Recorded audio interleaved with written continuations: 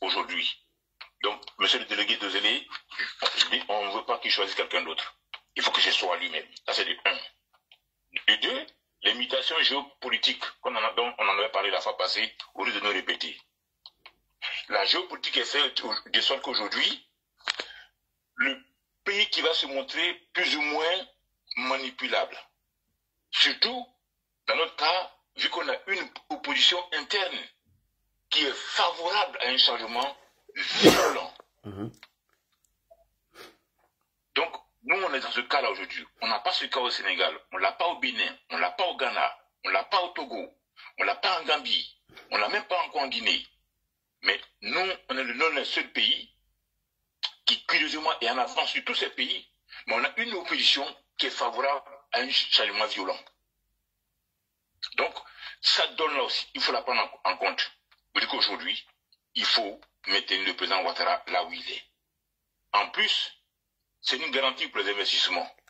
On a parlé des 12 chantiers d'éléphants d'Afrique qui avaient été concoctés il y a belle lurette. Il y a d'autres aussi qui ont été tracés de 2020 à 2035-2040. Mais justement, pour qu'on ait ces garanties-là, pour qu'on ait cette arrivée massive d'investisseurs, il faut un leader comme Alassane Ouattara. Il faut un leader. Pas un chef, mais il faut un leader. Thiam, c'est un chef. Gbagbo, c'est un chef haillon. Gbagbo, c'est un chef haillon. Mais il y a une différence entre le chef et le leader. Alassane, c'est un leader. Donc aujourd'hui, il nous faut un leader comme Ouattara. Comme Alassane Ouattara.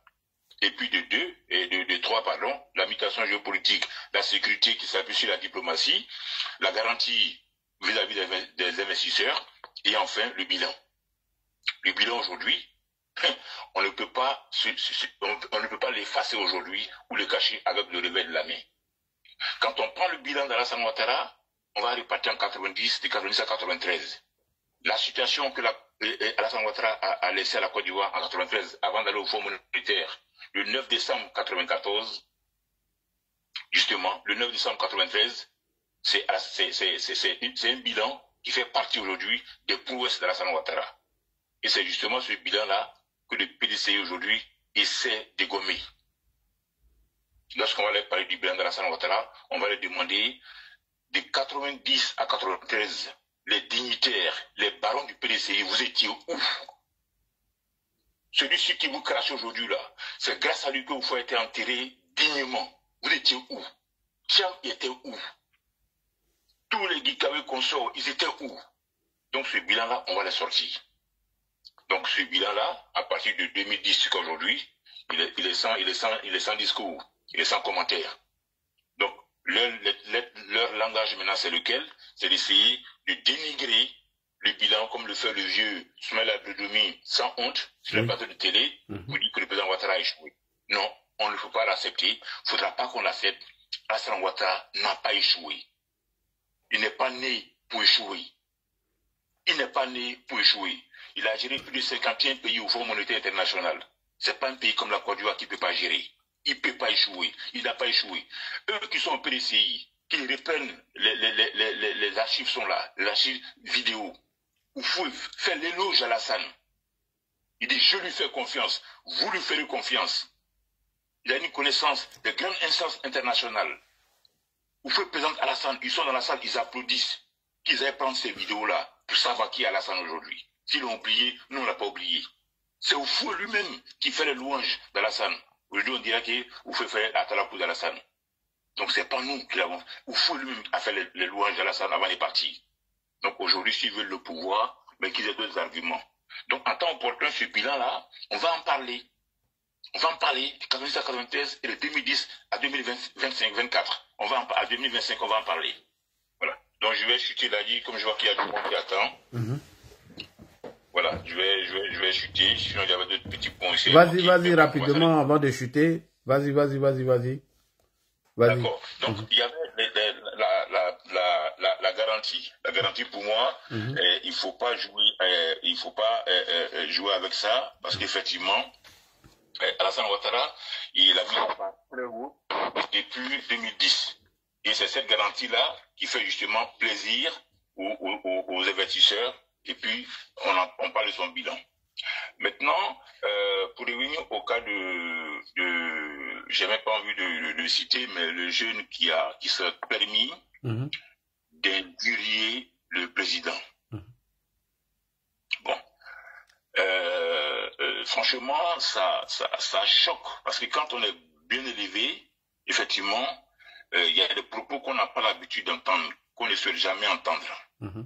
Mais l'entendre comme ça, de la bouche d'un jeune de cet âge-là, à l'encontre du président de la République, qui a toujours été poli, même envers ses ennemis, qui a toujours été respectueux.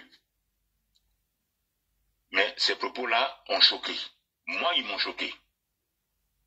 Bon, je suis très loin de Paris, mais il y a beaucoup de choses qui me sont passées par la tête. Beaucoup de choses me sont passées par la tête. C'est-à-dire que, à un moment donné, quand on va passer le cap de 2025, ou encore avant les gens qui sont de 2025, le parti au pouvoir doit se donner les moyens de régler des choses, on va dire, en interne. Certes, nous sommes en France, mais on dit tout n'est pas permis en politique. C'est ce Jenny Kobena qui disait comme ça lors de ses meetings à Marcory. La politique exclut tout angélisme, mais en politique, tous les coups ne sont pas permis. Oui. C'est Jenny Kobena qui disait ça. Tous les coups ne sont pas permis en politique. Ce qu'ils ont fait aujourd'hui au nom du PPACI, ça a dépassé le cadre de la politique. Nous, quand on veut instituer quelqu'un, quand on est fâché, là, dit le modérateur nous dit, les frères, n'insultez pas. Ne faites pas ci, ne faites pas ça. On s'abstient, même si on est en colère. Mais ce jeune-là a osé traiter le président de la sorte, sans que le PPACI ne fasse un communiqué. Sans que qui que ce soit ne lui tire les oreilles pour lui dire, écoute, tu allais trop loin. Donc, à partir de ce moment-là, moi, je considère qu'on n'est plus en politique avec le PPACI. Donc, ce sont seulement les montagnes qui se croisent pas. Un jour, nous allons nous rencontrer. Parce que avant lui, il y a eu un jeune gourou aussi qui avait tenu des propos comme ça à l'encontre de Djoula à l'époque. Il y a 1 ou 2 ans, un jeune gourou. Et celui-là aussi, je l'avais appelé à l'époque. Il dit, écoute, je ne vais pas trop à Paris, je vais souvent pour les couches, mais un jour peut-être on va se rencontrer là-bas. Et Kone Gbagbo, s'ils nous écoutent, parce qu'ils ont des oreilles partout, qu'ils sachent aussi que on risque de se rencontrer un jour, lui ou moi. Et ça sera lui ou moi. Parce qu'on ne dira pas qu'en politique, nous sommes tous des frères, il faut qu'on se comprenne. Non, avec eux, on a dépassé le cadre de la politique. Donc, qu'ils sachent ça ce soir, s'ils m'écoutent, il a dépassé la ligne rouge. Moi, je ne ferai pas dans la diplomatie, je ne ferai pas dans le sentimentalisme.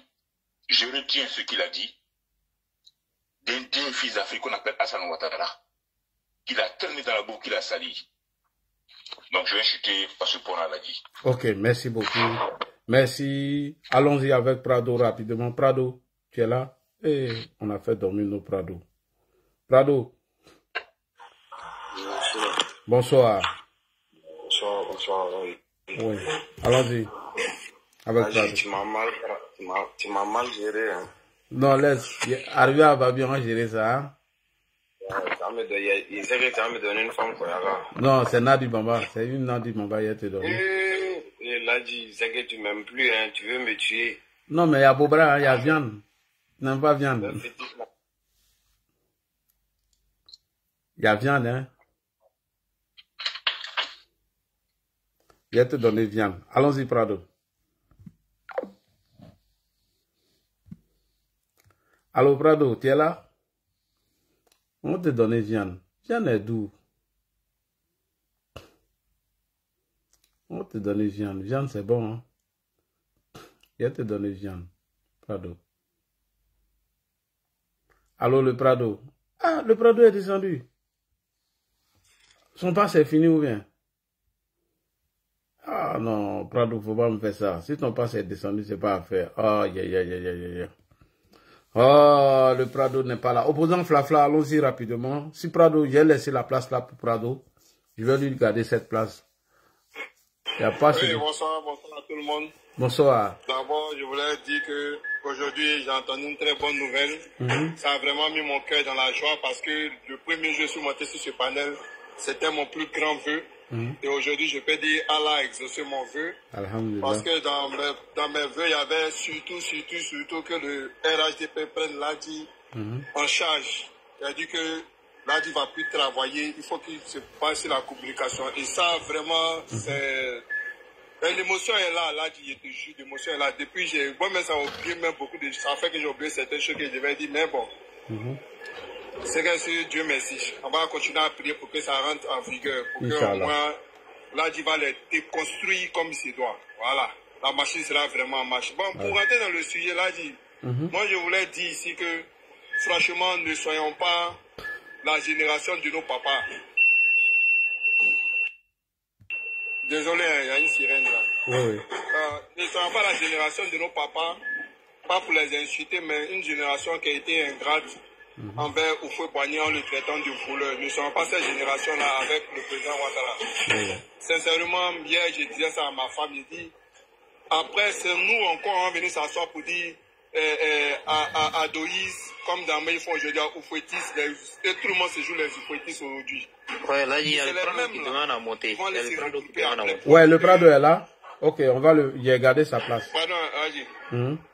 Allô? Allons-y, opposant Flafla. Il y a Prado, il a gardé sa place. Pardon, là, je ne sais pas si je t'entends pas, mais je vais essayer de... Ouais, d'accord. Il y a trop de bruit derrière toi là-bas, non? Donc, je t'entends maintenant. Donc, je disais que il ne faudrait pas qu'on soit cette génération-là, quoi. Franchement, après, on va venir s'asseoir pour pleurer. On dit oui, le président Ouattara, le président Ouattara. Donc, là, après ça, je voulais dire que aussi, le président Ouattara, c'est quelqu'un qui n'a jamais promis quelque chose, qui a promis quelque chose puis n'a pas tenu parole. Ça, c'est pas le président Ouattara.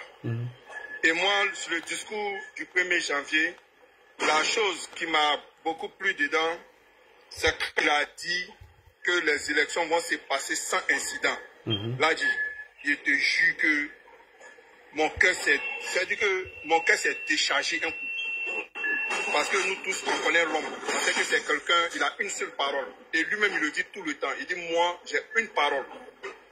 Aujourd'hui, franchement, là, depuis ce jour-là, moi, franchement, pour les élections, pas que je me dis que tout est acquis à 100%, mais la mobilisation va continuer comme là, il a toujours fait ainsi que les autres, pour mobiliser les gens sur le terrain. Mais moi, en tout cas, j'ai confiance au président Ouattara. C'est quelqu'un qui a une seule parole. Il nous a toujours montré que sa parole-là, quand il la tient, regardez par exemple, pour la défense, il a dit la défense, je m'en occupe. Là, il dit aujourd'hui, là, tout le monde est fier de l'armée ivoirienne. Oui. Voilà. Le président Ouattara, quand il dit quelque chose que je m'en occupe personnellement, il n'a jamais échoué. Et ils savent. Là, dit, tous ceux qui font du bruit, là, Pabo, tout ça, là, dit, ils font ça pour exister. C'est tout. Mais ils connaissent l'homme. Ils le connaissent. Ils ne parlent pas. Là, dit, nous tous Africains, là, on sait. Les gens qui parlent beaucoup, là, il n'y a rien dans les caleçons. Là, dit, moi, mon père, il est comme le président Ouattara. Mon père ne parle pas, là, dit. Quand il ouvre sa bouche, tout le monde s'était. Ça fait que c'est des gens qui imposent le respect juste par une parole. Effectivement. Mais l'homme qui parle beaucoup, comme Babo, là, comment il peut effrayer quelqu'un? Moi, c'est pas les gens qui parlent beaucoup, un peu comme les Soros, là. Je ne sais pas comment ils font. Et puis les gens ont peur d'eux. Moi, franchement, non. Donc, pour dire que Soros, là, c'est un gros plaisant, c'est un gros chat, là, dit. C'est un gros chat. Et puis, je voulais dire aussi aux gens, c'est pas Soros qui a fait la rébellion. Si c'est ça, il prend pour vous blaguer, là. Ne vous blaguez pas, hein. Non, mais moi, ce que je n'aime pas chez lui, depuis sa visite chez Ibrahim Traoré, Ibrahim a oublié le front. Ibrahim s'en prend à la Côte d'Ivoire, Ibrahim ne s'occupe plus de la sécurité, Ibrahim fait des sorties inentendues. Moi, en tout cas, ça me dérange. Voilà, moi, ça seulement, ça me dérange. Allons-y, tu as chuté en 1 minute, le Prado est là.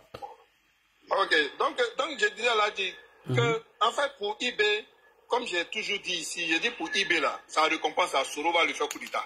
Non, Soro va le faire mal, hein. Ça, il n'aura qu'à s'attendre à ça. Là, il a toujours dit ici, quand il y a un sujet de Soro, j'ai dit Soro va faire coup d'État à IB, parce que pour la Côte d'Ivoire, il ne pourra pas.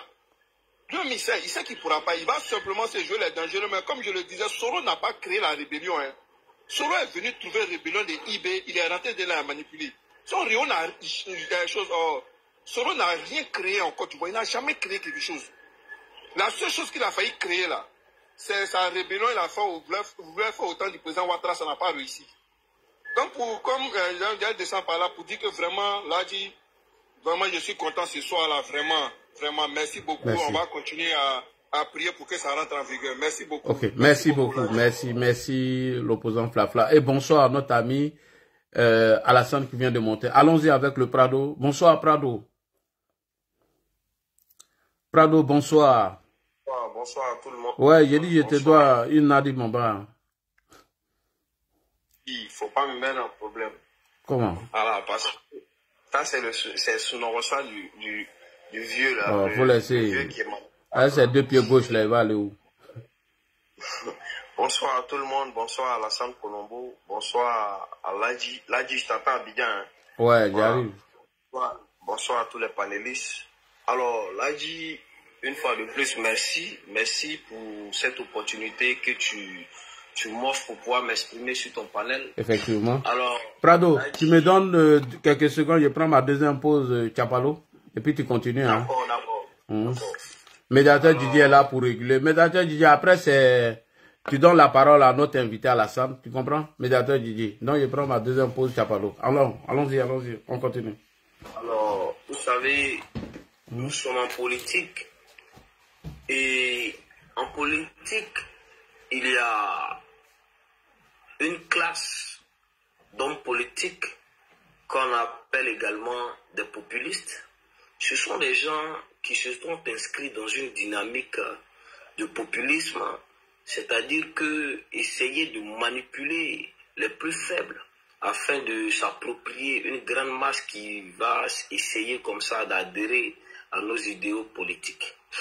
Voilà que M. Soro Guillaume s'est inscrit, voilà, parce qu'il vient tout droit de cette école de populisme de l'ex-président Laurent Gbagbo, vu qu'il était également l'un des fioles de Laurent Gbagbo, sorti tout droit de l'école de violence, la FESI, un instrument, un syndicat qui avait été créé comme ça pour pouvoir manipuler, voilà, cette jeunesse estudiantine et scolaire d'alors.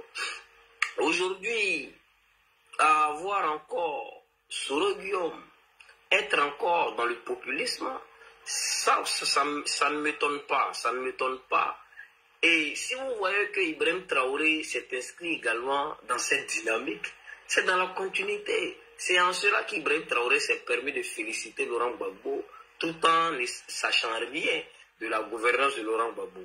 Voilà des gens qui aujourd'hui veulent donner des leçons de démocratie aux gens. Pourtant, ils sont tapis dans l'ombre, en train d'orchestrer, en train de manigancer, en train de troupatouiller pour pouvoir arriver au pouvoir, coûte que coûte, même s'il fallait que le sang des Ivoiriens verse. Voilà des gens qui ont été premiers ministres du Côte d'Ivoire. Voilà des gens qui ont été à la tête d'une grande institution en Côte d'Ivoire et malgré cela, ils restent à l'opposition. Et au lieu de rester à l'opposition pour apporter des idées constructives, mais on reste là à être dans une manipulation politique qui ne dit pas son nom, à être là à mentir aux gens parce qu'on a envie que voilà, les Ivoiriens puissent descendre dans les rues et faire en sorte que le pouvoir d'Abidjan change. Alors là, dit, je ne vais pas mâcher les mots. Vous savez, Soro Guillaume est un opportuniste. Lui, comme le disait tout à l'heure le président Flafla, nous allons essayer de faire un petit peu la genèse de la rébellion. Parce que Soro Guillaume, Ibrahim Koulibaly nous l'avait dit, Soro Guillaume avait échoué lorsqu'il était allé se faire inscrire à l'université de Paris. Il n'a pas pu s'inscrire et il était rentré en contact avec Ibrahim Koulibaly. Voilà, lui disant comme ça qu'il le félicitait, que leur combat était noble et que lui également il adhérait, voilà, à la cause de ce combat-là et que lui, Soro Guillaume, il était là pour soutenir la rébellion.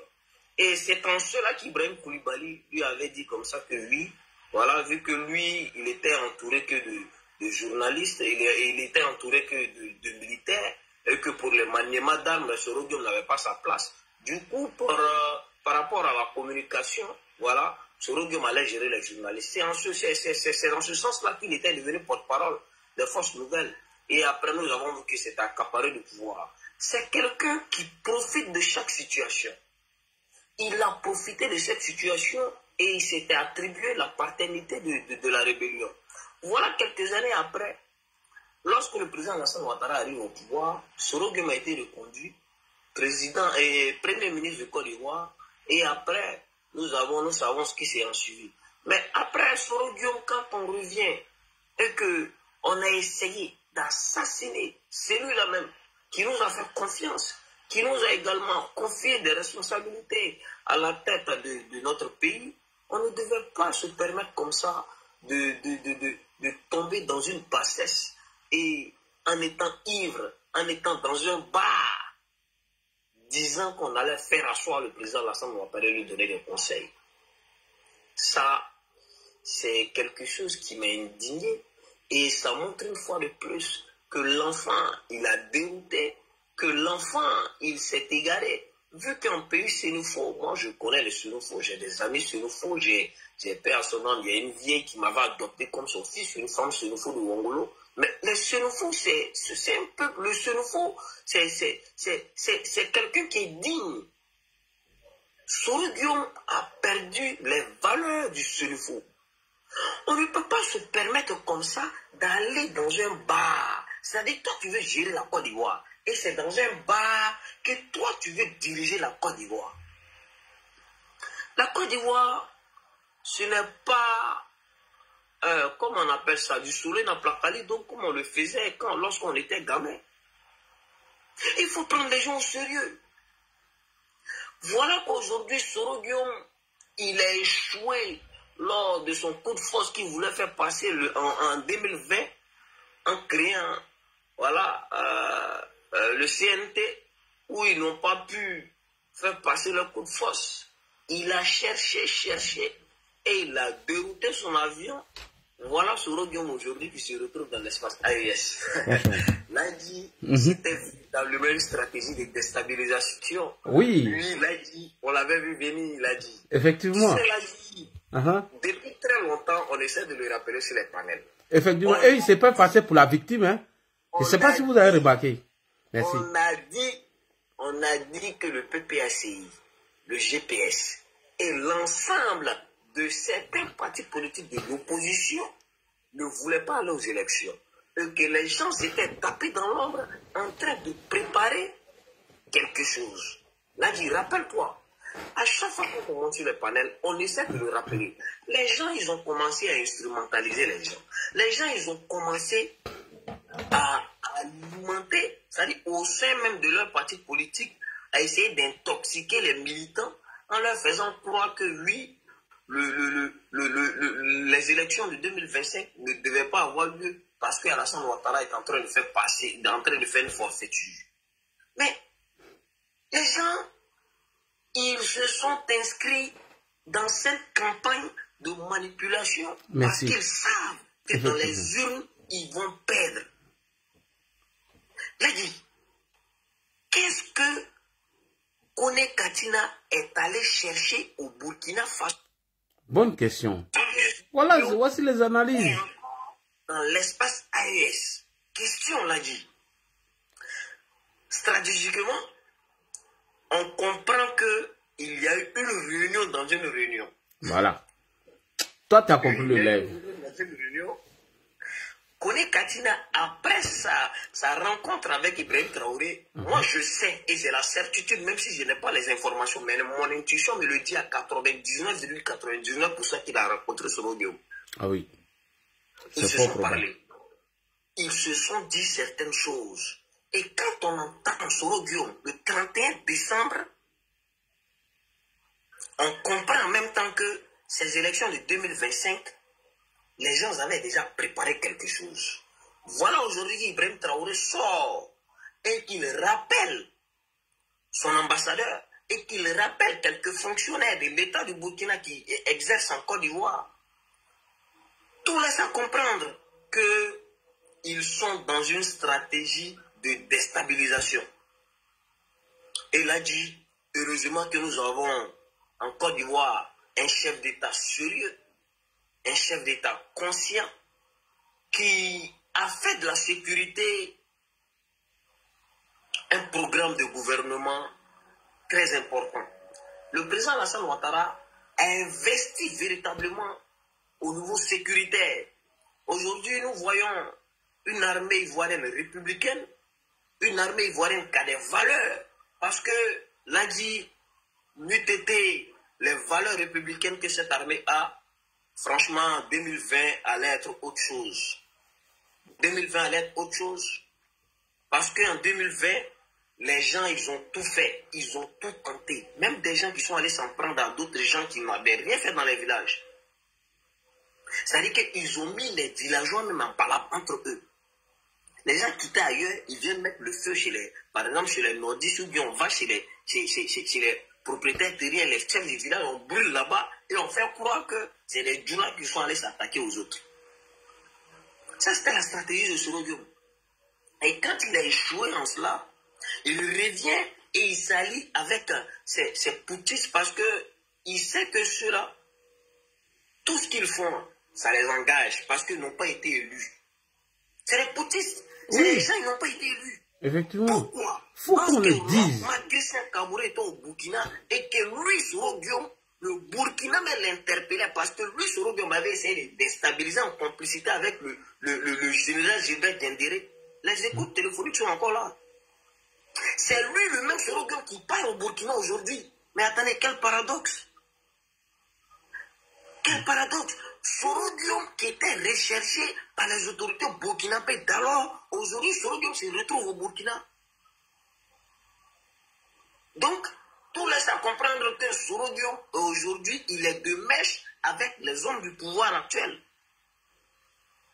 Ibrahim Traoré, nous avons compris lui sa démarche. Je salue, je profite de ton antenne pour saluer le grand frère Alassane Konombo. Oui, on va lui donner la parole tout à l'heure. Énorme. Voilà, il a un travail énorme.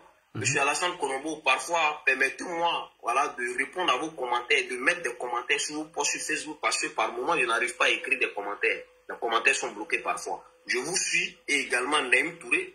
Voilà, je suis, je vois ce que vous faites. Vous avez tout fait, vous avez dépeint le mensonge d'Ibrahim Traoré.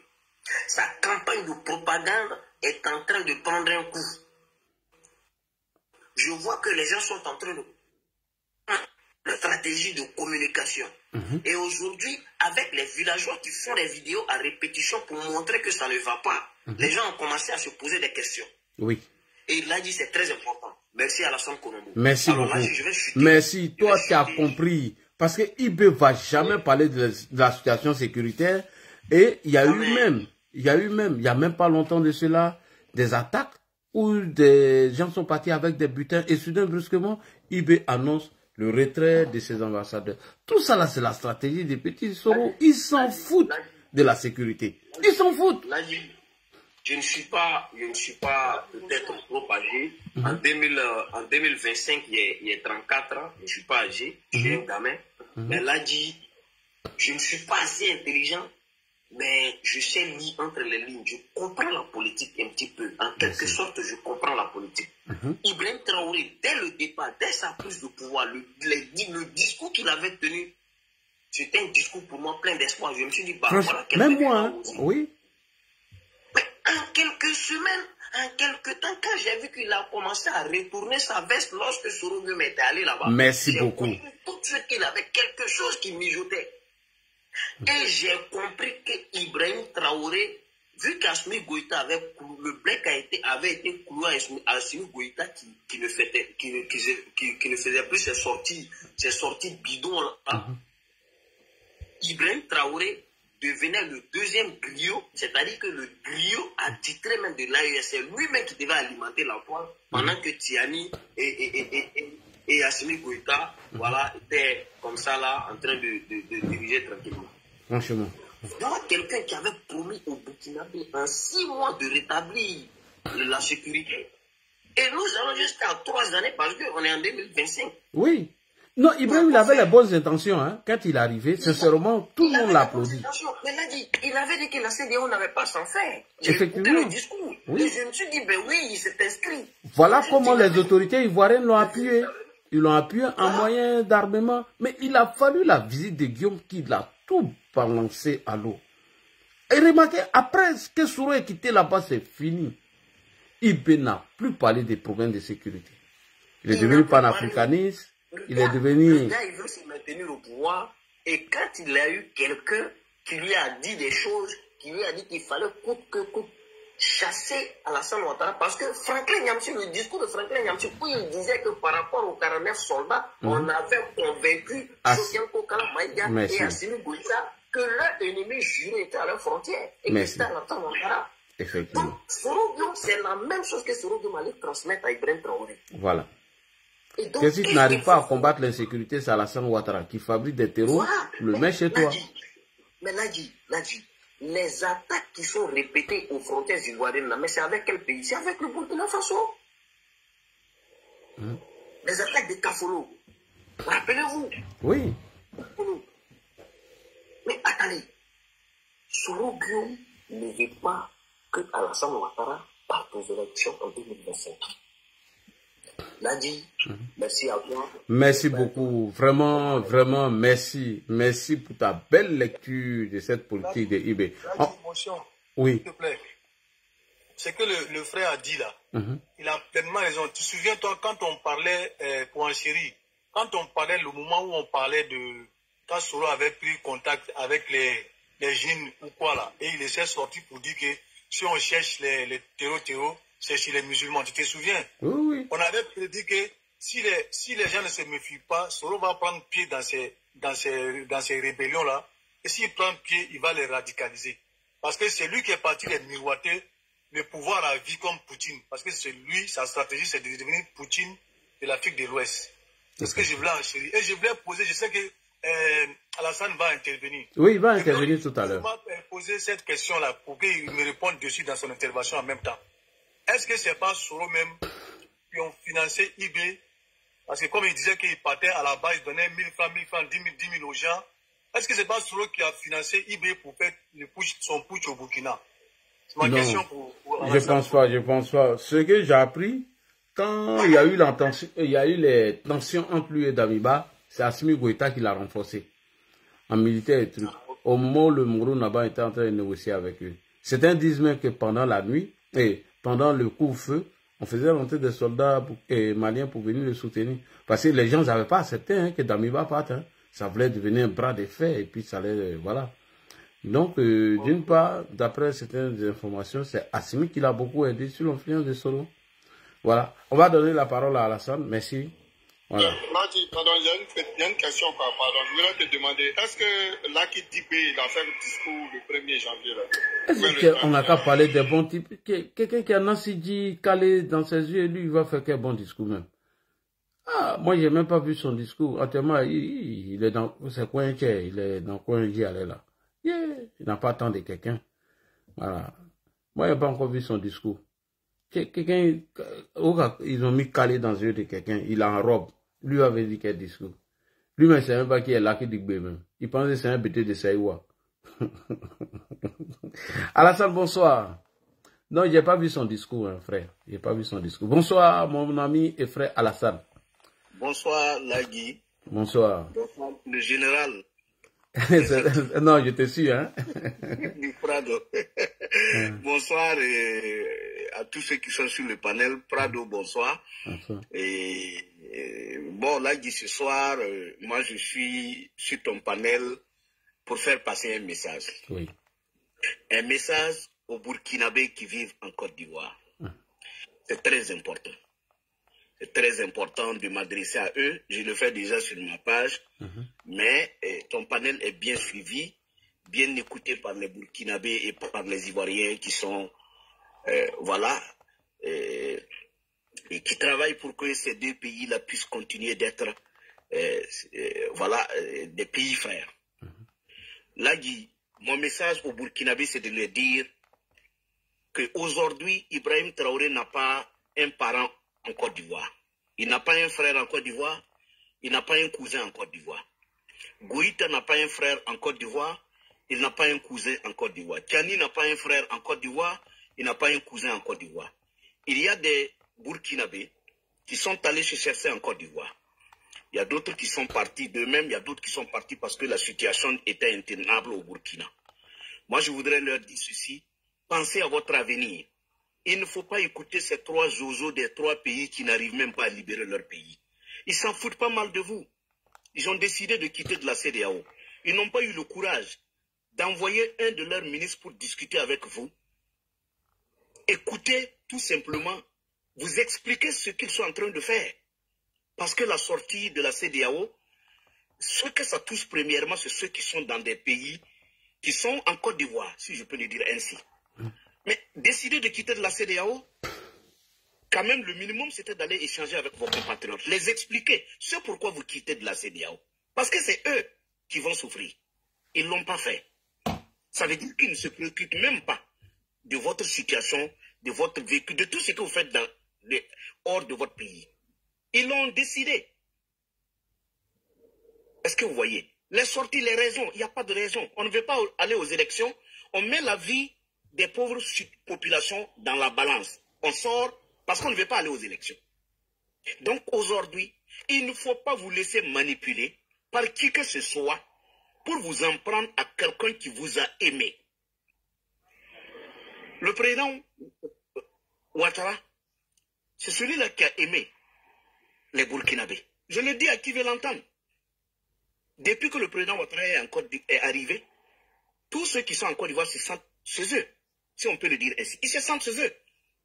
Ils n'ont pas de difficulté. Ceux qui crient à côté, ces opposants qui parlent, ce sont des gens qui ont géré le pays, nous les avons vus ici.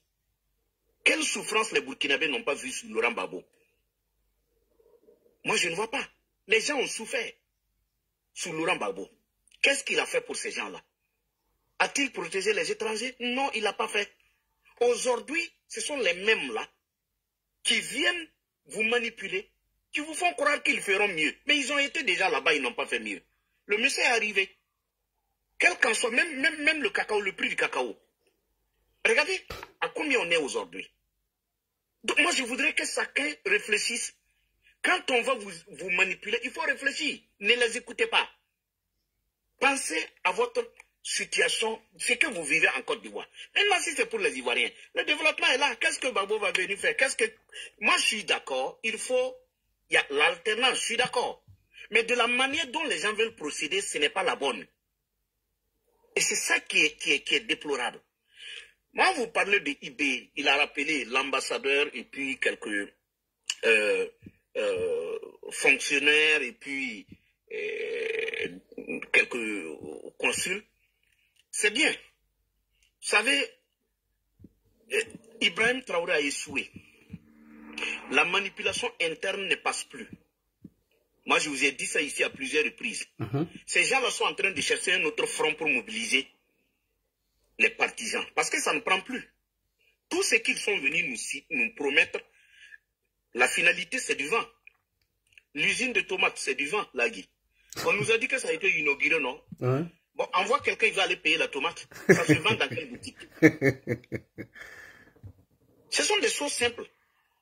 Comment on peut inaugurer une usine et puis ça ne produit pas? Ça va faire 1 mois maintenant qu'on a inauguré, non? Appelle quelqu'un au Burkina, il n'a qu'à aller te payer la tomate là, la boîte de tomates, il n'a qu'à aller te payer ça. C'est où on vend ça? Est-ce qu'on était pressé d'aller faire une ouverture de quelque chose qui n'est pas fonctionnel, qui n'est pas prêt à être distribué? Parce que quand on fait l'ouverture officielle, ça veut dire que le même jour, on peut aller payer. C'est où? Ça se vend où? Les 2 usines qu'on a procédé à l'ouverture officielle, il n'y a rien. Ça ne produit pas. Pourquoi? Il y a un problème. Tout ça, c'est le vent. On nous a promis une centrale nucléaire. Vous voyez l'expert qui est en train de nous démontrer, comme je l'ai toujours dit, je t'avais dit sur ton panel ici, que le minimum, là, il nous faut 17 ans pour mettre ça en place. Mais on a menti aux gens que ça allait être fonctionnel d'ici là. L'expert, même aujourd'hui, quand vous l'écoutez, il y a un expert qui est en train d'expliquer, il est burkinabé. Et lui-même, il a honte de dire que c'est quasiment impossible même d'implanter. Il dit, bon, franchement, que ce n'est pas dans la propagande qu'on installe une usine. Parce qu'il a peur de dire que c'est quasiment impossible et puis on va l'insulter. Est-ce que vous voyez? Donc, aujourd'hui, il fallait se préoccuper de la libération du pays. Vous êtes là, vous êtes venus parce que le pays est attaqué. Quand on arrive, on se préoccupe de ça. Tous les jours, on crée des bires, on crée des bires. Et on n'a même pas confiance aux bires, on est obligé d'aller appeler des Russes pour venir se protéger. Bon, les bires qu'on crée là, si on n'a pas confiance aux bires, comment on peut libérer le pays? La base, c'est là, ça, tout a faussé ici. Est-ce que, imaginez-vous, si c'était le président Ouattara qui allait amener les Russes pour venir le protéger, vous pensez qu'il va faire une journée sur lui là-bas? Ce sont les mêmes manipulateurs qui vont se lever ici pour dire que pourquoi des étrangers sont invités à venir protéger le président Ouattara et les militaires ivoiriens font quoi? Chez nous, qu'est-ce qu'on fait? On nous dit qu'il faut créer des bires pour libérer le pays. On crée les bires. Oui, il faut du matériel militaire. On achète le matériel militaire. Et tout ça, il n'y a même pas de soldats sérieux au Burkina pour protéger le président. On va amener des mercenaires russes, des bandits qu'on a libérés des prisons pour venir protéger le président, lui. Mais si vous n'avez pas confiance en nos soldats, autant appeler les Russes pour qu'ils viennent nous aider à libérer le pays. Parce que si nos soldats ne peuvent pas protéger le président, ça veut dire que nos soldats ne peuvent pas libérer le pays. Ils ne sont pas assez efficaces pour libérer le pays. Donc, du coup, qu'est-ce qu'on fait? Mais les gens sont démoralisés au front. Tu es assis au front. Les Russes, là, un seul Russe touche 5 millions au Burkina par mois. Parmi nos soldats, quand vous allez chercher, il y a rares qui vont toucher peut-être 1 million. Ça, c'est trop dit. Hein? 500 000, c'est trop. Mais si un Russe touche 5 millions, et que tu es au front, tu n'as même pas 500 000, c'est quelle morale tu as pour pouvoir libérer un pays en guerre? Voici des choses que les gens refusent de faire des débats. Vous allez aller sur le... Allez-y voir. Ce sont les soulés de Paris, les zozos comme les soulés de Paris là, qui manipulent nos gens là qui ne comprennent rien. Et IB Pissansi, Maïdé, Pissansi. Quelle Pissansi? Pissansi et puis il ne peut même pas libérer 100 mètres carrés. C'est quelle Pissansi? Maintenant c'est comme ça. Ces zozos là vont chercher des vues avec nos gens qui ne comprennent rien. Ils sont assis, va voir. C'est mettre la photo de IB Pissansi, à Maïdé, Pissansi. Et puis, Aya pomper les caisses, c'est comme ça. Pour mentir aux gens, avoir des vues et puis manger tranquillement en France au lieu d'aller travailler. Les gens aussi vont les suivre. Toi, tu es dans ton pays, on tue tes pauvres populations. Tous les jours, les populations font des vidéos pour dire que ça ne va pas. Les Sud de Paris, là, ils ne voient jamais ça. Est-ce qu'ils voient ça? Ils ne voient pas. Ils ne cherchent pas à voir. Est-ce qu'ils veulent voir? Il a vu un peuple où les gens là, bon, ce sont des gens qui dorment, qui se réveillent. Ils veulent juste voir leur drapeau flotter à quelque part où quelqu'un vient les mentir que tout va bien, raconter des bobards, et puis ils vont mettre les cœurs là et pomper, aïe pomper les cœurs, aïe pomper, c'est comme ça. Rien d'autre. Et ça fonctionne de la sorte. Le pays est là quand vous demandez mais à quelqu'un combien de villages ont été libérés. Personne ne peut vous dire. Chacun vient vous dire non, ça travaille. Il est fort, il a fait quoi? Non, que l'usine de tomates, mais ça ne fonctionne pas. Et on a fait l'ouverture officielle, ça ne fonctionne pas. Dites-moi un seul truc que IB a dit, je fais, et puis il a fait, et puis c'est bon. Il n'y en a pas. Même preuve qu'il a dit qu'il va sortir contre la Côte d'Ivoire, c'est où? Ça fait 3 mois, non? Ouais, on est là, on est assis par terre. Quelque chose que toi tu dis dans quelques jours, tu vas sortir. Et c'est ça là, on a besoin d'aller chercher, c'est où? Il n'y en a pas. Donc là, Guy, franchement, IB a trahi le Burkina. Mais, vous savez, tout ce qu'on fait, on va le récolter. Moi, je connais, les gens sont prêts à vous applaudir, mais une fois qu'on va vous sasser, vous serez seul. Voilà. Parce que, c'est comme je l'ai dit, les preuves sont suffisamment... les gens ont suffisamment de preuves. Il ne faut pas croire qu'à un jugement, on dira qu'il n'y a pas de preuves. Les gens ont compris. Actuellement, chacun conserve les preuves. Parce qu'au Burkina, c'est vraiment pas facile.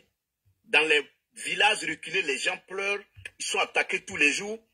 Moi, je vous avais parlé d'ici. Vous parlez d'usines de tomates, même les usines dégraisonnage de coton là. Mais les usines ne fonctionnent pas. Il y a jusqu'à 3-4 qui ne fonctionnent pas, qui sont fermées quand IB est venu parce que les gens n'arrivent pas à cultiver le coton. Maintenant, comment vous allez laisser des usines étatiques se fermer et puis aller parler d'une usine de tomates qui est privée? Et puis, ça emploie combien de personnes? Ce n'est pas vrai. Les gens sont des menteurs seulement là. Donc, je vais citer ici pour dire seulement aux Burkinabés vivant en Côte d'Ivoire, celui qui vous a donné la place, il s'appelle M. Alassane Dramane Ouattara. Point barre. Le reste, c'est de la manipulation. Il ne faut pas vous mêler à la politique ivoirienne. Restez tranquille. Si quelqu'un vient vous dire de sortir manifester pour X ou Y raison, dites-lui de venir marcher lui-même. Vous êtes là pour vous chercher. Le président Ouattara a reçu nos compatriotes, il les a logés, il a construit des camps pour eux. Même en le faisant, les opposants ivoiriens se sont attaqués au président Ouattara pour avoir fait ça. Pourquoi? Le porte-parole du PDC a dit que c'était une menace pour nous. Oui, mais ils se sont plaints. Mais le président Ouattara l'a fait. Sans tenir compte de ces manipulateurs. Et c'est eux qui se retournent pour venir vous soutenir. Vous manipulez en se faisant passer pour des gens qui vous aiment. Continuez de les soutenir. C'est vrai qu'ils ne vont jamais venir aux affaires. Sinon, si ces gens venaient là, ils allaient le premier jour. Gbagbo à la présidence, le premier jour, c'est pour il va s'asseoir. Malheureusement, qu'il ne pourra plus revenir là-bas. C'est fini. Qui va confier un pays à quelqu'un qui ne peut même pas gérer sa famille? Ça ne marche pas. Ça, pour avant, là, c'était une erreur. Voilà. Donc là, Guy, je vais citer là et vous dire merci. Voilà. Merci à tous. Merci. Merci beaucoup à toi. On va aller avec Pro Ado rapidement. Il y a Karim qui est là. Il y a Dieu. Là, il y a des années. Merci beaucoup. Merci beaucoup, opposant Frafra.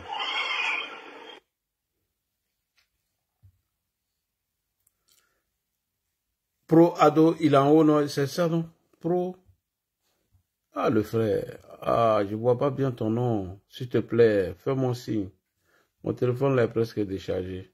Pro Ado n'est pas là. Bon, Karim, allons-y rapidement. Tu as la parole.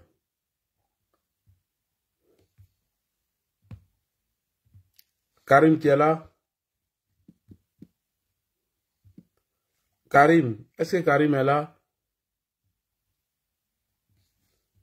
Karim n'est pas là? Bon, lui, il a bu Chapalo. Dieu aime la Côte d'Ivoire. Dieu aime Côte d'Ivoire. Bonsoir, mon frère. Oui, bonsoir à vous, M. Ladi. Bonsoir à tous les panélistes. Bonsoir. Toute l'audience, que ce soit Facebook ou TikTok. Bonne et heureuse année à tout le monde. Merci. Merci de nous avoir fait écouter le délégué RADP, c'est ça, non? Du côté de Paris, je pense bien. Alors vraiment, c'était beaucoup enrichissant.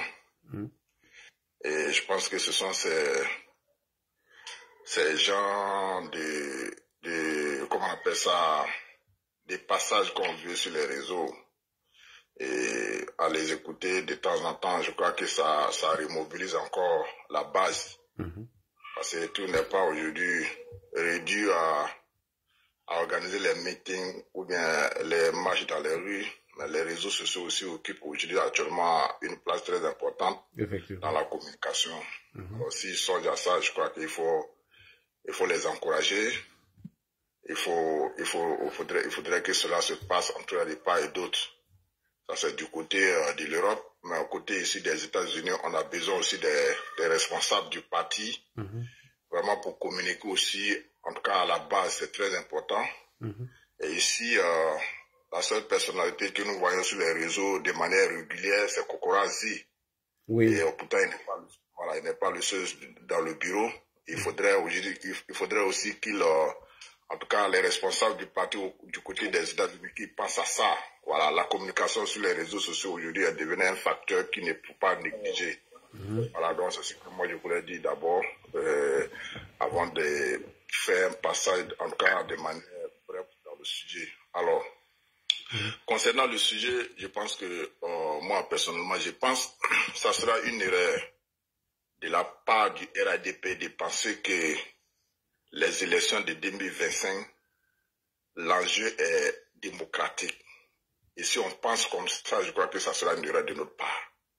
Il faudrait que le RADP sache que cette élection n'a pas pour but l'application de la démocratie.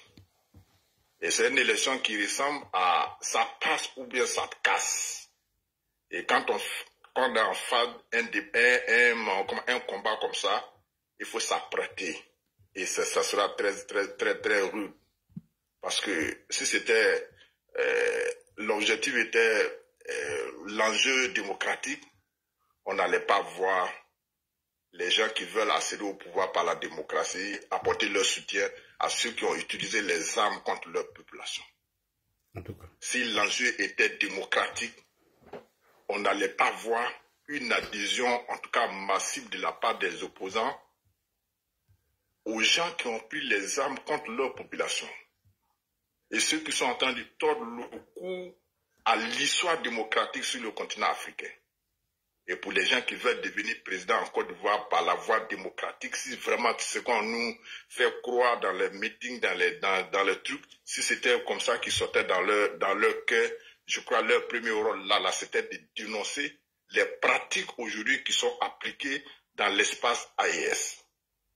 Alors si le RADP pense que cette élection de 2025 là, l'enjeu est démocratique, donc il faut venir avec je ne les insiste pas à venir avec une méthode pour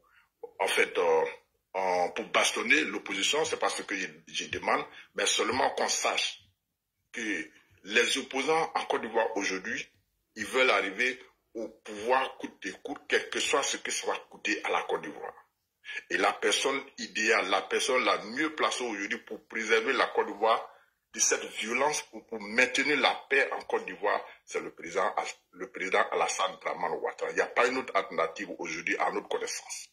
Donc il faut coûte que coûte que le président, vraiment réponde de manière favorable à l'appel du cœur des Ivoiriens.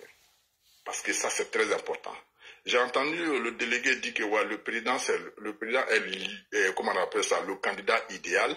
Mais si le président nous montre quelqu'un d'autre, on va suivre cette personne. Je crois qu'il faut écarter cette hypothèse. Le président ou rien, moi c'est ma posture. Le président Alassane candidat en 2025 ou rien, moi c'est ma posture. Et je pense qu'il y a beaucoup de militants qui sont dans cette posture que moi j'adopte aujourd'hui. Donc, si l'enjeu était seulement, il faut aller à l'élection de manière démocratique, avoir les prix de comment on appelle ça, de paix. Bon, si c'était ça, on peut dire que le vieux, bon, il a fait pour lui qu'il passe la main à d'autres personnes. Mais tel n'est pas le cas. L'opposition originale en Côte d'Ivoire est prête à s'accrocher à tout pour arriver au pouvoir. Vous vous rappelez, avant les élections de 2000, qu'est-ce que M. Laurent Gbagbo disait? Il dit l'élection de 2000 ne sera pas une élection de démocratie. Il dit si on veut la démocratie en Côte d'Ivoire, ça sera après 2000. Mais le gars a atteint son objectif. Il a usé de tout ce qui était en sa possession pour comment on appelle ça, pour patrouiller cette élection, pour manipuler ceux qui étaient à l'organisation de cette élection, pour obtenir un résultat qu'il a voulu. Et si nous, on pense qu'on sera apprécié en disant qu'il faut appliquer coûte que coûte la démocratie, nous, on pense que ceux qui sont en face de nous, c'est le langage qu'ils veulent appliquer, mais ça sera une erreur. Il faut s'apprêter de la manière, comme Sékou Touré le disait, à la guerre comme à la guerre, à la paix comme à la paix. C'est tout. Et essayez de nous convaincre, ah non, ne répondez pas à leur coup. Non, mais attendez. Il y a combien de personnes qui écoutent les réseaux sociaux? Ils sont beaucoup. Et si on n'arrive pas à répondre à ces invectives, à ces intox, à la mauvaise information, des informations qu'ils sont en train de donner, si on n'arrive pas à leur poser une réponse appropriée, mais les gens penseront à un moment donné que ce qu'ils sont en train de dire est vrai. Alassane a fait un développement tout ce jour, j'étais avec ça. Par rapport à l'arrivée massive des réfugiés burkinabés en Côte d'Ivoire, mais les autorités ont été accusées à tort d'avoir construit les maisons pour ces gens-là qui ne sont pas ivoiriens. Ouais, le PDCI même a dit que c'est une menace pour la sécurité. Pour la stabilité de la Côte d'Ivoire et que c'est une insulte à la population ivoirienne qu'on est en train de construire pour les burkinabés pendant qu'on est en train de casser pour les Ivoiriens, soi-disant Ivoiriens comme ils le disent, ce qui est d'ailleurs faux.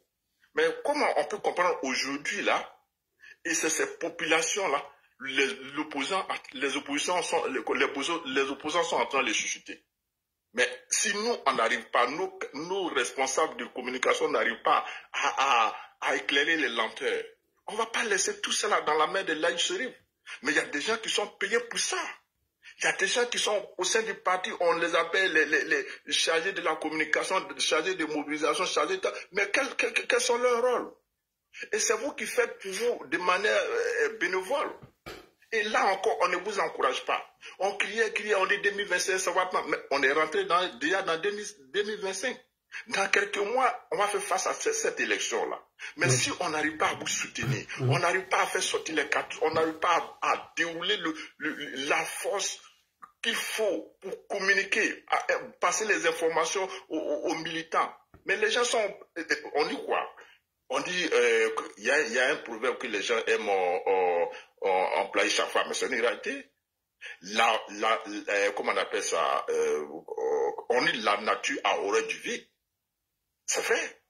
Lorsque vous n'êtes pas, c'est pas la vraie information, mais cette information qui est en face de nous, même si elle n'est pas vraie, puisqu'on n'a pas accès à la vraie information, mais les gens vont s'accrocher aux fausses informations. Mais c'est ça, parce que la nature ne va pas rester vide. Et c'est ce que nos cadres font. Bon, je ne vais pas leur manquer du respect, mais le seul grincement des dents que moi j'ai envers ceux-là, c'est leur manque de volonté de pouvoir communiquer à la base. Ce que toi tu fais tous les jours, je ne suis pas sûr que vous soyez payé.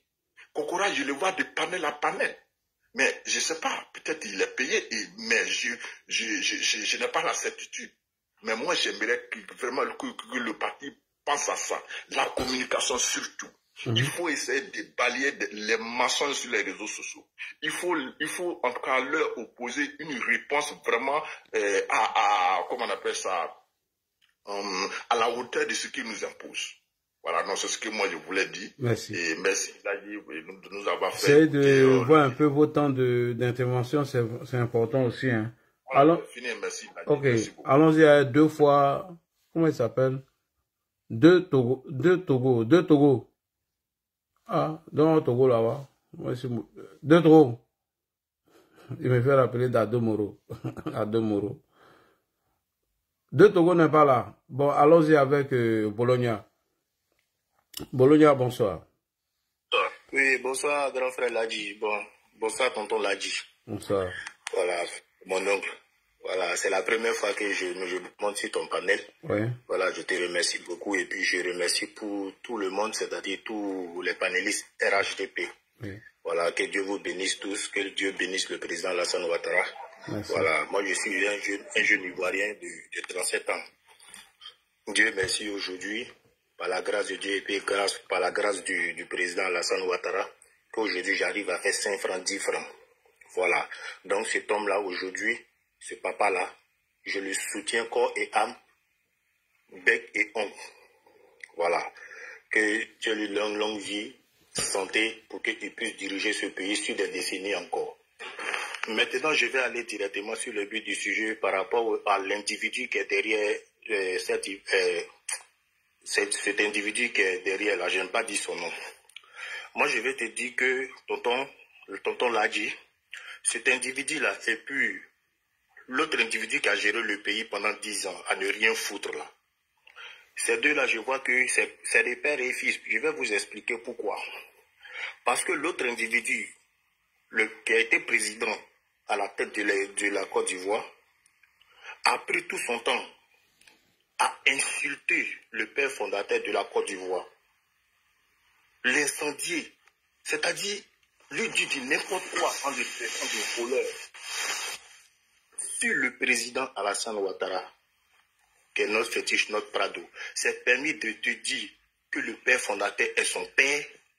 Je peux dire que cet individu mal intentionnel aussi, ton père est oufé aussi parce que le père, c'est-à-dire le président Alassane Ouattara, est plus âgé que cet individu. Si tu prends tout ton temps à insulter ton père, mais ce que tu vas toucher dans la vie là, tonton l'a dit, mais tu vas échouer sur tous les plans. Tu n'as pas respecté ton père, mais tu vas échouer sur tous les plans. La preuve en est que Il a pris la tête de ce pays-là pendant 10 ans. Mais qu'est-ce qu'il a foutu? Il a échoué sur tous les plans. Et sur le plan sécuritaire, le plan économique, tout, sur tout, dont on l'a dit. Il a échoué sur tout. Quelqu'un qui n'a jamais travaillé dans sa vie, qui a pris tout son temps à faire sortir les jeunes dans la rue, insulter les gens n'importe comment, insulter le vieux. Mais c'est le karma qui est en train de le rattraper aujourd'hui. Dites-moi, tonton l'a dit, moi je suis un enfant de 86. C'est vrai, je ne connais pas trop, mais j'ai grandi en Côte d'Ivoire. J'ai côtoyé des personnes, des tontons, des grands frères qui m'ont un peu raconté un peu l'histoire de la politique ivoirienne. Mais ce dernier là-haut, cet individu qui a géré la Côte d'Ivoire là, dites-moi, depuis que vous êtes ici en Côte d'Ivoire, il a déjà fait quel travail? Il a été président, est-ce que d'un seul quartier? Président même de quartier, même il n'a jamais été. D'autant disent que c'est un professeur d'histoire jour. Il n'y a pas un Ivoirien lambda qui est sorti un jour pour dire que celui-là, il m'a enseigné dans tel lycée, dans tel collège, dans telle université. D'autant disent que c'est un professeur d'histoire jour. On n'a jamais vu en train d'enseigner quelqu'un. Personne n'a dit un jour qu'il a été historien, que lui-là, il m'a enseigné. Rien. Il n'a jamais géré quelque chose. Mais par accident, il est venu gérer ce pays. Un pouvoir usurpé qui a été pris dans la rue, c'est-à-dire faire sortir les jeunes, c'est-à-dire depuis lui il est né là, il ne fait que faire ça. Et le premier gouvernement formé dans les toilettes. Je te dis, tonton. Aïe, il a formé son premier gouvernement dans les toilettes. Oui. S'il me met au défi, je joue la vidéo. Qui ne peut jamais gagner une élection, qui n'a jamais, même face au général Gueye, cet individu n'a jamais gagné, il n'a pas gagné les élections, il a fait seulement sortir les jeunes. Le pouvoir se trouve dans la rue. Sortez, le pouvoir se trouve dans la rue. Mais maintenant, on va calculer le bilan. Plus de 300 morts à cause de lui. C'est un voyou. Je vais vous rappeler un fait. En 2015, les Ivoiriens et puis ces gars-là, ces sauvages de gars-là, ils sont beaucoup amnésiques. Hein. Les leaders n'étaient pas là en 2015. Mais il y a eu des élections en Côte d'Ivoire en 2015. Face à M. Amfi Guessa et d'autres candidats. Mais il n'y a pas eu aucune goutte de sang versée. Quand souvent les Ivoiriens parlent des élections, mais 2015 là, on a oublié 2015. On était tous en Côte d'Ivoire ici. On sait comment les élections se sont passées. Mais quand M. Afi a perdu, il a appelé le président Ouattara. Mais félicitations, monsieur le président. Mais il n'y a aucune goutte de sang versée en Côte d'Ivoire. Mais chaque fois si cet individu-là est dans une élection, le sang doit verser. Avec son fils Soro. Bon, avec ces réactions qu'il est en train de faire de suite là, dans ces temps-ci là, avec ce genre de réactions, c'est sorti bizarre là. Mais le président Ouattara, quand même, c'est un grand monsieur, c'est un chef d'État. C'est un chef d'État. Lui là, son nom ne sera jamais sur la liste électorale. Parce que j'ai confiance à mon président. J'ai confiance à mon PP. Son nom ne sera jamais dessus. Et puis ça va pas aller quelque part. En tout cas, ça. Parce que j'ai eu toujours confiance au président Ouattara. Parce que c'est un monsieur qui ne parle que 3 fois dans l'année. Le 7 août, le 1er mai fête du travail, et puis le 31. Il parle seulement que 3 fois. Quelqu'un qui ne parle pas là. En tout cas, c'est quelqu'un vraiment, il faut avoir peur. Et même ça, Patrali qui est derrière là, ça les attend. Ils n'ont pas dit qu'en 2020 qu'il n'était pas là. Ils disent qu'en 2020, il n'était pas là, donc la désobéissance civile, eux ne sont pas sortis. J'ai dit, on vous attend. Tonton l'a dit. Patrali, match retour là même, on jouait ça mais avant l'heure. Tonton l'a dit, eux n'ont pas dit 6 va devenir 9. Nous là, 88 va devenir 4. Nous, on les apprend. Parce qu'ils étaient là en 2010. Ils avaient toutes sortes d'armements. Ils avaient l'armée, ils avaient tout, ils avaient les miliciens. Mais c'est nous, on les a déciencés. Et même ils savent ça. On les battra même. Des gens qui sont en avatar, des gens qui sont là, et c'est beaucoup là-bas, allez vendre clé, toffee et placali, t-shirt. Go. Des plaisantins, quoi. Comme vous le dites souvent, c'est des gueulards, c'est des plaisantins. Quand ça va se lever de suite, là, ils seront les premiers à prendre la poudre d'escapette pour aller au Ghana. Mais cette fois-ci, les frontières seront fermées. Et c'est bouclé. Les récupérer. On sait où ils sont. Ils savent, nous aussi on sait. Quand je vois souvent sur le panel de Côte d'Ivoire, là, il y a M. Abougo, vraiment, que le grand frère là, je l'apprécie beaucoup. Parce que c'est quelqu'un qui ne sait pas tourner autour du pot. souvent, comme on appelle Bloco, le grand frère Bloco déconne un peu. Parce que quand ces sauvages-là montent là, sur nos panels comme ça là, c'est-à-dire ils essaient de se mouvoir d'une certaine manière, ils ont une certaine priorité. Oh, pourtant, nous, on ne peut pas se permettre de monter sur les lives. En tout cas, ils ont peur de venir ici. Hein, moi, ils les déconstruisent. Moi, ils les traquent même. Quand ils viennent les trouver sur un panel, ils montent et puis ils les traquent. Oui. Et moi, ils les laissent pas. Tonton, Bloco essaie de les caresser d'une certaine manière. Mais la fois dernière, il y a un grand frère qui était sur le panel. C'est nouveau 225. A essayé de recadrer le grand frère Bloco. Il dit, c'est pas normal ce que tu fais. C'est quel prix Nobel de la paix tu cherches? Non, il faut les laisser. Si c'est ça, je suis d'accord. Moi, je suis d'accord, mais qu'ils viennent au débat. Mais s'ils viennent ici, hein, moi, je les prends. Hein. Bon, ils sont venus ici, ils ont tapé poteau, ils sont partis. Et ils ont vu que là, lui qui est là. Quand on l'a dit, moi-même, je suis d'accord. Quand ils viennent sur le panel, il faut un débat, c'est-à-dire d'intellectuel. Un débat, c'est-à-dire un débat civilisé. Mais ils montent sur le panel, ils incitent à la haine, ils s'attaquent aux personnes. C'est ça, moi, je ne veux pas, au fait. Et puis, quand on essaie de se plaire, Bloco dit non, laissez-le. Non, on ne peut pas le laisser. Parce qu'il y a un thème qui est là. Venons, débattons sur le thème. Faisons un débat civilisé sur le thème. Mais quand ils montent sur le panel, c'est pour s'attaquer aux personnes. Ce jour-là, la tata Rachel était sur le panel. Il a commencé à attaquer la tata directement. Donc, moi, ça m'a énervé. J'ai commencé à le recadrer. Bloco s'est énervé. Il m'a fait descendre. Il dit, mais pourquoi? Mais ces gens du sauvage, on ne doit pas les laisser sur nos panels. Il y a un thème qui est là. Débattons sur ce pas. Tu t'attaques à la tata, c'est pourquoi? C'est ta camarade. Donc, ça, c'était une parenthèse. Tonton l'a dit. Ouais. Maintenant, l'individu qui est derrière là, ce dernier-là, il n'a jamais travaillé dans sa vie. Ce voyou-là, non? Il n'a jamais travaillé. Voilà. Il n'a jamais travaillé dans sa vie. Dans ce qu'on a connu seulement là, c'était la FECI. La FECI là, c'est pas une entreprise. C'est pas un lieu où on travaille. Après, il allait se retrouver dans la rébellion. C'est-à-dire, lui aussi, il a l'image de l'autre individu. Quelqu'un qui va dans un bar, c'est-à-dire traiter son grand-père. Parce que Ouattara, le président Ouattara, n'est pas son père, c'est son grand-père. Il a bu Chapalo, celui-là. Non. Tonton l'a dit. Moi-même, je suis un. D'accord. Non, toi, t'es un traître, quoi. Eux, c'est les traîtres, hein. Non, je suis un Sénoufo. Moi, mon nom à l'état civil se connaît ça. Je suis Sénoufo de Boundiali. Vous êtes tous des traîtres là-bas. Il s'appelle Thierry. Non, moi je ne suis pas un traître. Moi je suis un Sénoufo digne. Moi je ne suis pas comme cet individu. Il n'y a pas digne, il n'y a pas de Sénoufo, c'est Sénoufo. Vous êtes des traîtres. Non. Sénoufo, moi je ouvre mon micro pour ça même. C'est-à-dire tous les Sénoufos sont les mêmes. C'est les mêmes, hein? C'est les traîtres. Bon, d'accord. Tonton l'a dit, il a compris. Il y a pas de problème. Exemple, Guillaume Kibafori Soro. On a donné un exemple. Oui. Bon, lui c'est un Sénoufo raté. Voilà, on peut le dire ça comme ça. Parce que ce dernier-là, il n'a rien fait dans sa vie. Il n'a jamais travaillé dans sa vie. Tout ce qui est dans sa tête, c'est des coups de temps. C'est-à-dire tout ce qui est mauvais, c'est ce qui est dans sa tête.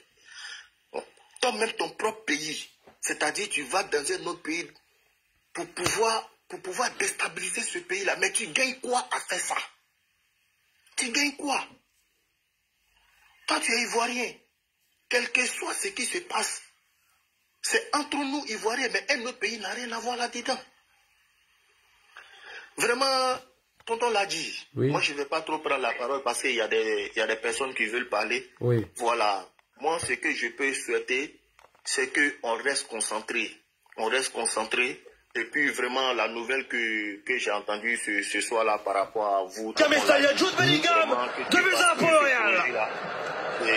Aille de l'avant, quoi. Voilà, j'ai vraiment sincèrement dit, j'ai pris pour vous.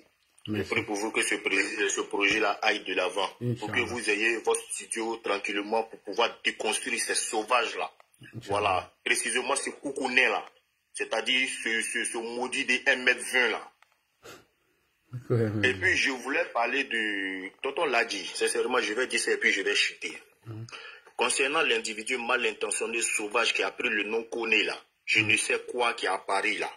Oui. Moi je pense que les cas du RHGP, surtout le tonton... On a déjà parlé de ça tout à l'heure avec le délégué, il va nous faire un retour.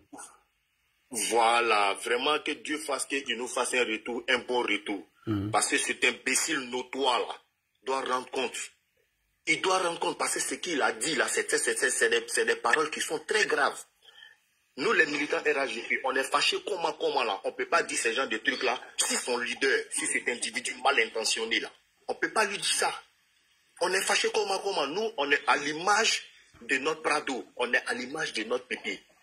Qui n'est pas violent, qui n'aime pas la violence, qui n'a jamais aimé la violence dans sa vie. Donc vraiment, s'ils peuvent jouer ce rôle-là, ça va nous faire plaisir. Parce que ce gars-là, il faut qu'il vienne rendre compte. Voilà. Il faut qu'il soit extradé, c'est-à-dire le plus tôt possible. Ok. Parce qu'il n'est rien, il ne sera rien. L'homme qui n'est pas lui, il a été extradé. C'est pas cet individu sauvage, mal intentionné, imbécile de rat d'église là, qui va nous faire quelque chose. Voilà, sur ça, je voulais chuter quoi. Et puis de dire vraiment merci beaucoup, tonton Ladji. Merci. Il m'avait fait porter. Merci. Allons-y à mon ami Bané, l'homme de la dernière minute. L'homme qui pose plein de questions en même temps. Lui, il fait 1000 questions.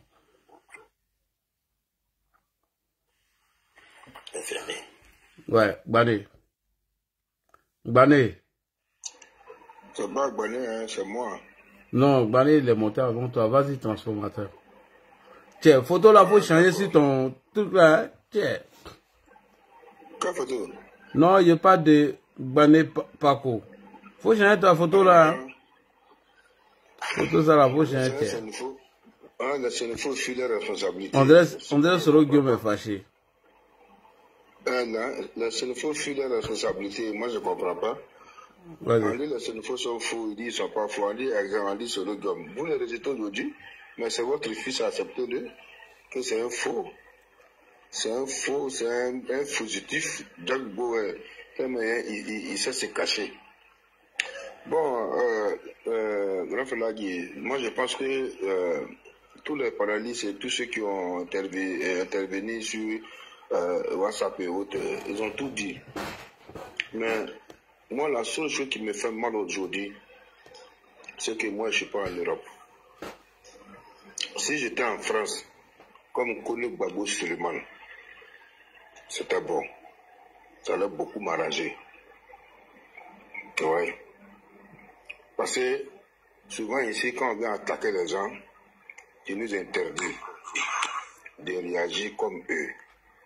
Non, les menaces. Nous, on dit non aux menaces. Oui. Non, on ne menace pas. On ne menace pas. Parce que si tu menaces quelqu'un, s'il lui arrive quelque chose dans la semaine, c'est toi qui prends la responsabilité, tu vois. Oui, il y a un adage. C'est pourquoi on vous dit d'éviter les menaces, c'est tout. Mais rien. Oui, il y a un adage qui dit on peut te dire imbécile sans que tu te sens insulté. C'est ce que le doyen qui a intervenu sur WhatsApp là, il a bien dit. Il a bien parlé. Ce n'est pas des menaces.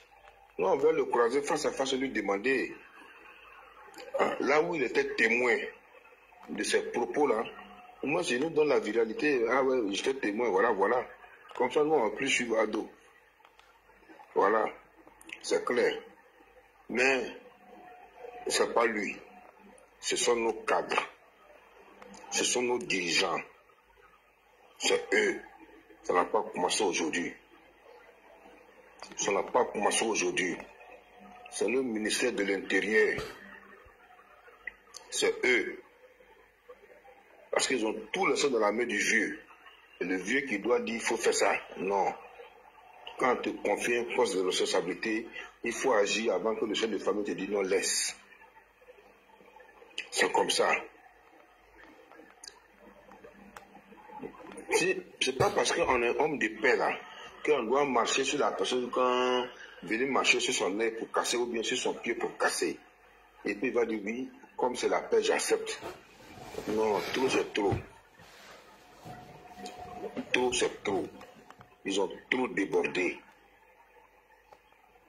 La vidéo, mais moi je fais, ma femme a regardé la vidéo, elle ne croit pas ce qu'il dit. Elle dit, mais oui, mais il a dit. Le 1er janvier, il a fait sa vidéo, il a dit ce qu'il avait envie de dire. Moi, je comprenais pourquoi avant tu dis tu ne peux pas faire jouer la vidéo.